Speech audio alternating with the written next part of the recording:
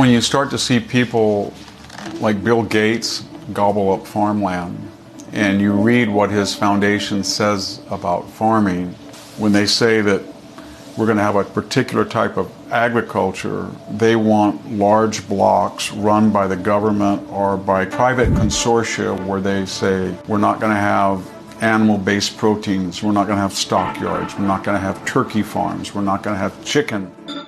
The academic mind always has the answers, but never in the real world.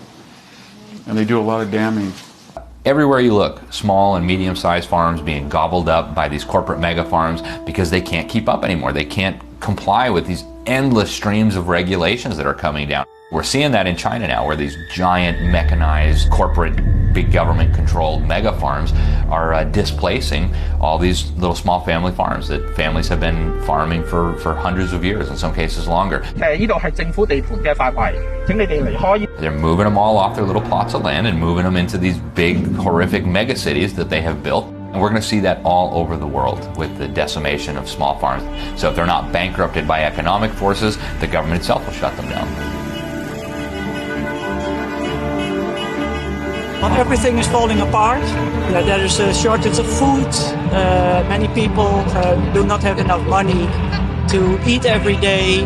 Everybody's out here today because they understand that when our government actually expropriates our farmers, we're all next. Not just Holland is now facing these types of regulations, but you can see the attack on farmers all over the world. It's an agenda that is carried out on a global level, that is being pushed through government officials in respective countries. This is precisely how the globalists have managed to take over national parliaments and national governments. 20 countries equal 80% of all the emissions.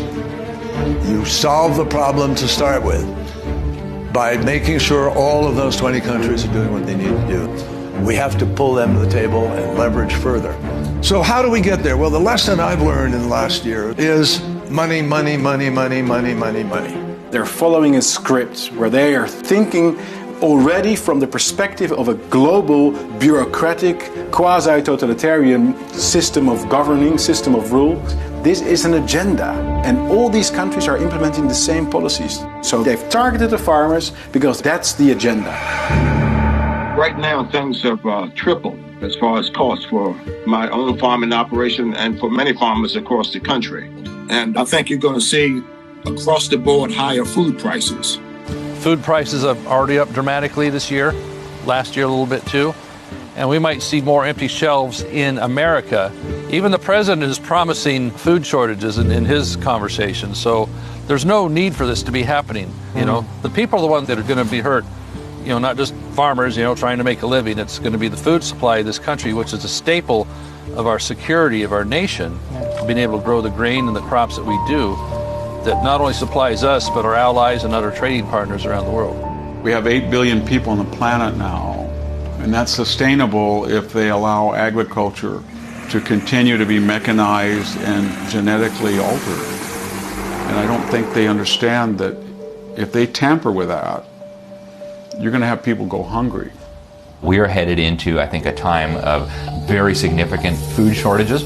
Can we expect to see massive increases in food prices next year? Oh, no question about it.